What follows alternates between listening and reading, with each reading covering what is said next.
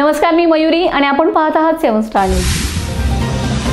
ओडिशा राज्यातील भुवनेश्वर येथे किशोर भोसले व त्यांच्या मित्रपरिवारांच्या वतीने शिवजयंती निमित्त विविध कार्यक्रमाचे आयोजन करण्यात आले।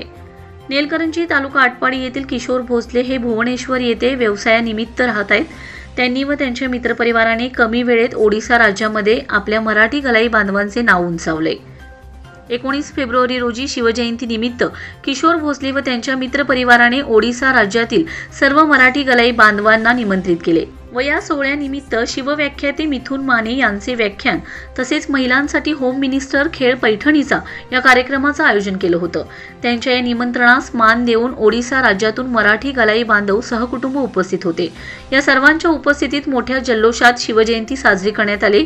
किशोर भोसले हे राष्ट्रीय अध्यक्ष मराठा सेवा संघ अर्थकोश कक्ष director national gold and silver refinery association Bhubaneswar या पदावर कार्यरत आहेत। या कार्यक्रमाबद्दल सर्व उपस्थितांनी किशोर भोसले व मित्रपरिवारांचे कौतुक केले। रमेश जाधव, 7 स्टार न्यूज, विटा।